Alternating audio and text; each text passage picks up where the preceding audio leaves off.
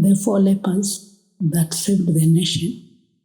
The four lepers that saved the nation. That's our topic for today. We shall be focusing on 2 Kings chapter 7 from verse 1 to 20. It's the story about the four lepers that saved the nation of Israel. I will do a little background.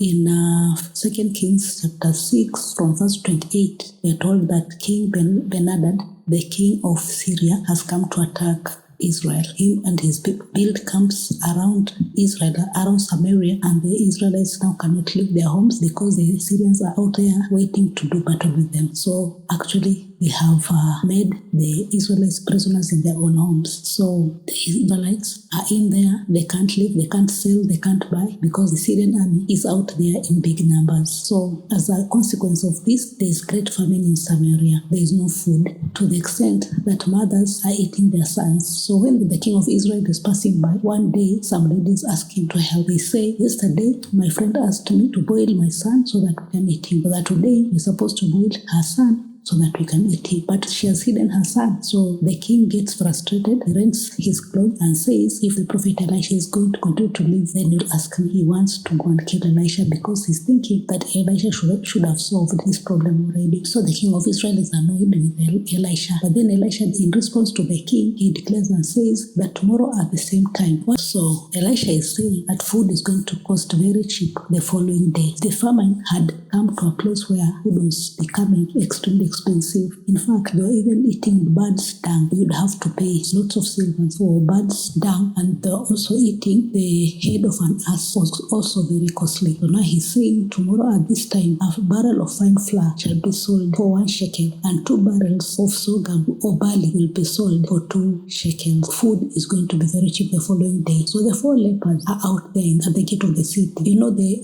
leprosy means that you can't mingle with society. You have to be isolated from the general population. But the four lepers tell themselves, why are we here? Why are we sitting here doing nothing? We have nothing to lose. Let's go to the Syrian camp and see what is there. If they kill us, fine. If we leave, also fine. So they walk towards the Syrian camp. While they are walking, and to the Syrians who have camped out there, to think and to hear the sound of chariots, the sound of horses galloping, many horses and wheels of chariots turning, coming towards them, and they panic and say, perhaps the Israelites have engaged the Hittites and the Egyptians to come and help them. And now there's a whole army coming towards us, a great army of soldiers and their chariots and their horses coming towards us. So they start to panic and run. They run away from their tents. They leave their horses tied to the trees. They leave their food, their clothes, their silver and their gold, and they run and run. By the time the four lepers are arriving at the tents, there's nobody there. The Syrians have all run away because God has created this illusion that there's a big army coming towards them with horses, with chariots. They've heard the sound of chariots and horses galloping and of soldiers, so they have run away. So the four lepers come and find that the place is empty. No one is there, but there's food, there's silver, there's gold, and their clothes. So they start to collect. From one tent to another, they are collecting and eating and hiding the stuff that they have collected. When they are busy hiding the loot and eating, they tell themselves, if we don't tell the others, perhaps some mischief may befall us. Let us go back and report this matter to the potter's house so that the king can be informed. So they go back and report to the potter's house, and the potter's house immediately conveyed the message to the king of Israel. And the king of Israel sends a team of soldiers to go and find out if this is true. They're saying, supposing this is a trick that's being played by the Syrians on us. Maybe they're hiding so that when we come out, they can attack us. But the soldiers come back and say it is true. What the four lepers have said is true. The place is deserted. There is no one there. But the silver, the gold, the clothes, the food, the vessels, everything is there except the human beings they have left. So the Israelites are told and they run. They run out. They do a stampede. They are running for the food so that the words of Prophet Elisha have come to pass. Elisha had said that tomorrow at the same time, food will be sold at a very cheap cost. And while he was saying that, the Lord in whose arm the king leant, said, how can this be? Even if God is to open the windows of heaven, how can this possibly happen? And then Elisha the prophet said, because you have not believed it, you have doubted it, you'll see it with your eyes, but you will not eat of it. So the stampede, the Israelites running to go through the gate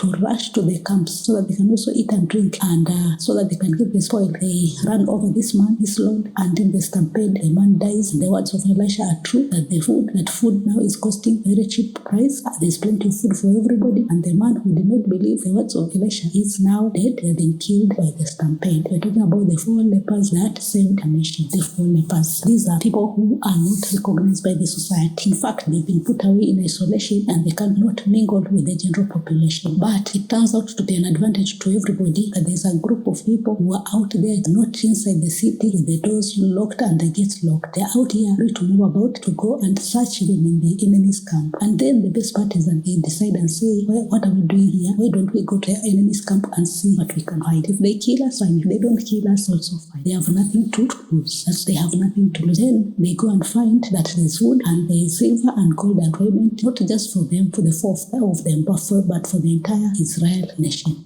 And that's why today we are saying God used the four lepers to heal an entire nation. God used the four lepers to heal the Israel nation. And we are saying that even ourselves here in our normal lives, we may think that we are small, we may be the minority, we may be disadvantaged in some way, we may have, maybe nobody listens to us or nobody even cares about us because no one knows anything about us anyway, but we may be like the four lepers. God may use us to save the society. God may use us to save the city. So today, my message is about the four lepers that God used to save an entire nation, that God used to save the entire nation. So at your own time, read 2 Kings chapter 7 from verse 1 to 20, and also read a little of 2 Kings chapter 6 to see the stories. It starts with King Ben-Hadad of Syria coming to attack Israel and laying siege on Samaria so that the Israelites cannot move out and they cannot buy or sell. In the process, there is a great famine and they start to eat each other. Babies, mothers eating their babies. So at your own time, get acquainted with the story of